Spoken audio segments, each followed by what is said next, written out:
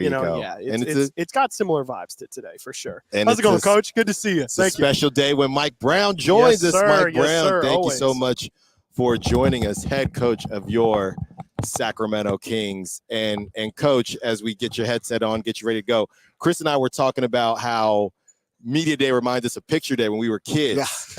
Yeah. Were you big on Picture Day? Would you come, with your best fit on, your crispy shoes? Were you a Picture Day person, a kiddo? I was a Picture Day person. The thing I always hate, I had an afro. This is when I had hair, right? Yeah. I had an afro, and I could never get my afro to be perfect like right. Michael Jackson. Yeah. Mike. It didn't matter how old Michael was. Michael had this beautiful afro. He had like a mold almost. Man. Yeah. And mine was a little lumpy here, a little lumpy there, and that was the only thing I hated about Picture Day. Yeah, absolutely. Well, first off, congratulations also on the extension this offseason. How's it feel to just kind of feel like there's maybe a little bit of stability, even if it is just kind of mentally knowing like, all right, that's to the side and we can just kind of focus on basketball? No, you know what? I think our owner, Vivek Ranadiv, as well as the plethora of other owners that we do have, showing the confidence in myself and the staff to be able to continue trying to lead this ship in the right direction. And so thank those guys, Monty and Monty McNair and Martina as well. But it's exciting. Sacramento is where I want to be.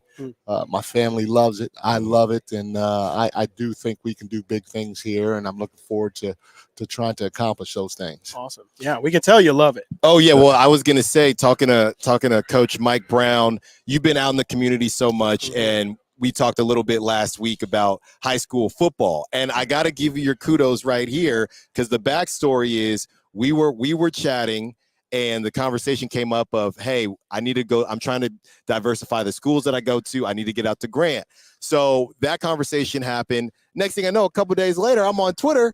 This man got to Grant immediately. You did not waste time. How important is it for you to be a part of the community and just really ingratiate yourself with everybody in Sacramento? Yeah, I tell you what, the fans in Sacramento no matter where I go, I'm walking on the street, I'm in the mall, I'm at the restaurant, I'm here in the arena. The fans are fantastic, and to be able to touch them and thank them for their support is something that I always try to do. And so getting out to Grant High School was something that I wanted to do. My stepdaughter, she goes to Oak Ridge High School, and so it's right down the street from me. I'm able to get to a couple of games before the season starts, and I love high school football, so I did it. But like you said, I wanted to make sure that I'm able to diversify of where I'm going and who I'm touching, and so to be able to go see that environment in Grant was a lot of fun. How much have you been keeping up with? I don't know if you've seen the Sac-12 effort, the Sac State's effort to make the Pac-12. Have you seen much of it, and just kind of what are your initial thoughts on that movement? No, I have. I think it's definitely a great thing. Yeah. I haven't gotten out to any Sac State games this year. I went last year to I think at least one, if not two, but one for sure.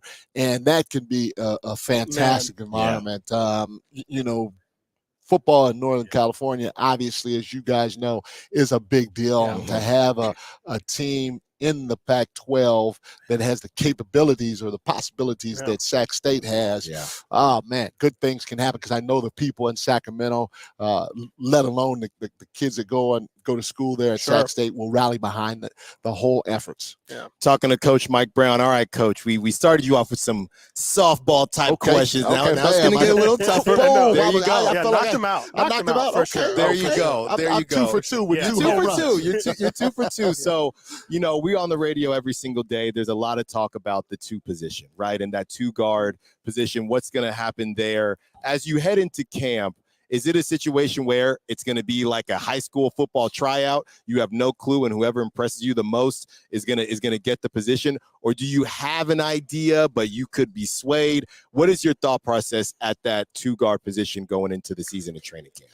Well, right now, Kevin is not healthy all the way, and so and I've said this to the media a little earlier. Having the luxury of a guy like Malik come off the bench, I've been fortunate enough to experience it with 2 of the best in Andre Iguodala and Manu Ginobili. And Manu came off the bench behind a career 6-point 2 scorer a game and Bruce Bowen. And there's not a single person in the world that would say, hey, I'd rather have Bruce Bowen on my team than Manu Ginobili, even though Bruce started. Yeah. And between the two of them, they won 8 NBA championships.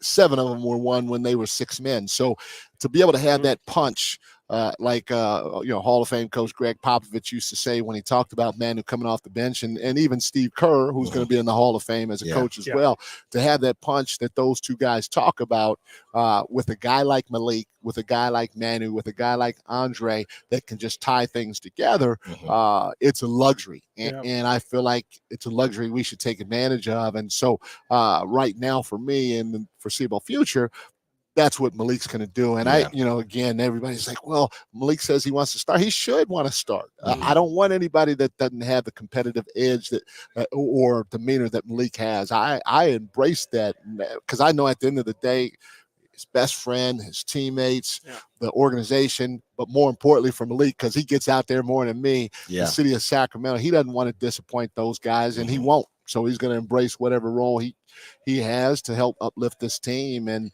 so with those two in mind, because those two are probably the most logical quote unquote starters in that position, Keon by default is gonna start there during training camp. Okay. He's gonna be with the first unit, and we'll see what happens from there. You've talked a lot about your relationship with Gregg Popovich, and DeMar had him forward his book.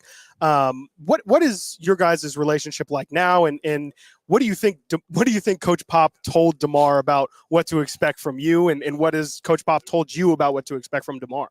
The first thing is, you talk about DeMar's ability on the court. That's everybody sees that, but to know how humble he is, how caring he is, how good of a person he is, how he touches his teammates and uplifts them on a daily basis while trying to encourage them to play the right way and to be a part and embrace their roles. Those are things that you don't know about until you're around somebody and you face some adversity. And to be able to hear that from Pop about DeMar from Jump Street was something that really sold me on him, because it's obvious what you're going to get from him from a basketball standpoint. And I hope Pop told him that I'm great.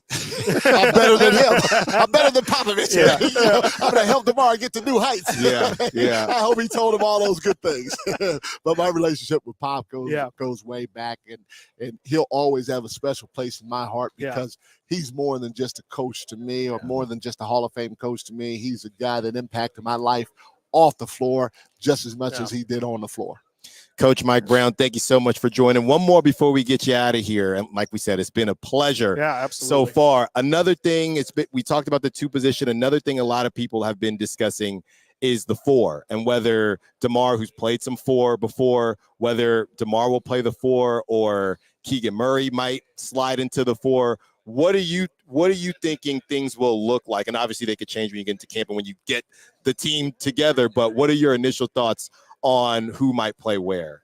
That's a great question, and right now, I'm not sure. Everybody knows Domas is going to start, Roxy's going to start, DeMar is going to start, Keegan's going to start, and again, Keon will probably fill in that 5th role right now, but we could easily fill that 5th role in with Trey Lyles and be a little bigger, which would slide DeMar to the 2 and Keegan to the 3, or we could fill it in with somebody else that's a bigger guy. So that's what training camp's all about. That's what the preseason is all about, to experiment with some things to see what fits, what makes sense, and hopefully by the regular season we'll have it figured out. If not, again, I look at this thing as a journey or a process.